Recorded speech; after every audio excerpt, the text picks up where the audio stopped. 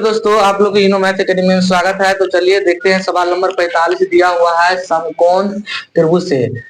तो कहता है कि त्रिभुज ए बी और डी, इसका नाम क्या है? सी। आप देखिए सी पर क्या है चला जी, समकोण है। इधर भी समकोण है और इधर भी समकोण है, है ना।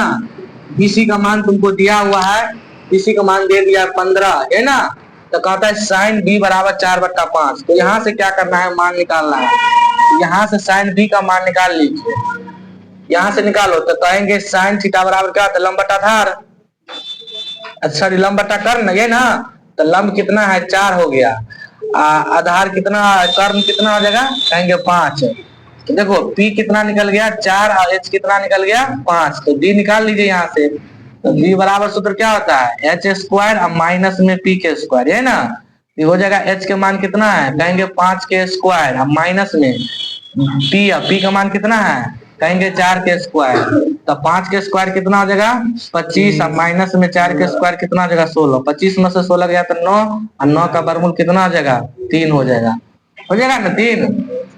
आप देखिए कहेंगे इसका B कितना निकल गया है 3। पहले बात को समझो, लेकिन इसका B कितना दे दिया है 15 दिया है ना, BC दिया है 15। तो जब BC दे दिया है 15, जब इसमें रियल में 3 है, समझे ना।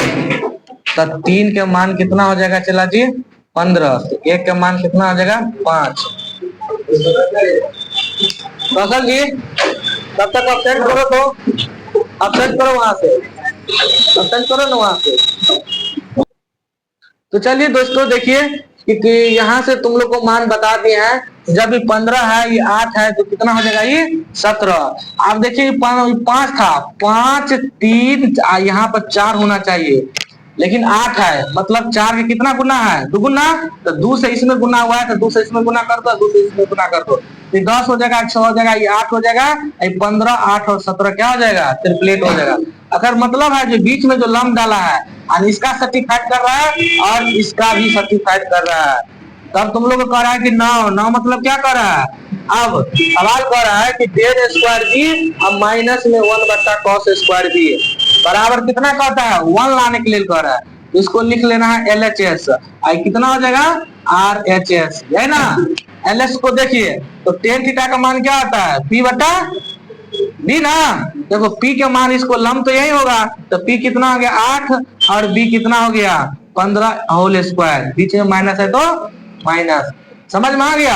आप कहता है cos B कह रहा है ना रे, चला जी तो cos B कह रहा है। तो देखिए 1 तो रहने करेगा, तो cos B, तो इसके सामने वाले जो लंब है, जब ये लंब है तो आधार है, आधार तो कर्ण तो कभी चेंज नहीं होता है। तो आधार बटा कितना होता है कर्ण ना। तो B बटा कितना हो जाएगा H के मान कितना है 17, इसका स्क्वायर है तो यहाँ पे भी स्क्वायर। 8 के स्क्वायर कितना हो जाएगा 64 और 15 के स्क्वायर कितना हो जाएगा 225, बीच में माइनस है तो माइनस। देखो ई एक तो रवे करेगा मेन बट्टा में, ई तो एक है, ये मेन बट्टा है। 15 के स्क्वायर 225 और 17 के स्क्वायर 289, है ना। अब देखिए इसको जैसे है तैसे रखना है, बीच में माइनस हो तो माइनस। और यहाँ पर कभी भी ऐसा सवाल आएगा तब तो नीचे वाले के साथ ऊपर के साथ गुना होता है। तो 289 का 1 का गुना हो जाएगा 289 और बट्टा में 225 है। अब इसका एलसीएम ले लेंगे तो कितना आ जाएगा 225। तो 225 में भाग देंगे 1 मरतबे, तो 1 का 64 का गुना 64 हो जाएगा, बीच में माइनस होता माइनस। 225 में भाग देंगे तो 225 से कैंसिल, तो हो जाएगा 289। समझ में आ गया। आप इस टर्म से इसको घटाएंगे तो कितना हो जाएगा 225 माइनस में और बट्टा में 225। तब तो 225 से 225 कट करके क्या हो जाएगा 1, लेकिन माइनस हो तो माइनस में। अब इसका करेक्ट आंसर क्या हो जाएगा RHS। ठीक है, थैंक यू। आप लोग को वीडियो कैसा लगता है, अच्छा लगता है तो शेयर करिएगा जरूर।